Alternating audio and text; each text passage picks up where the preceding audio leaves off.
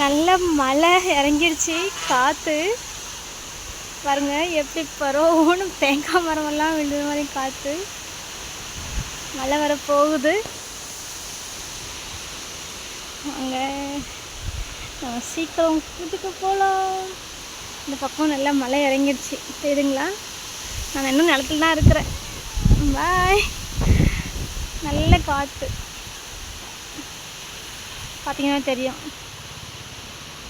மழை வர மேகம் கறக்குது, மழை வர பார்க்குது, காற்று வீசிருக்குது, காற்று சூப்பராக இருக்கு.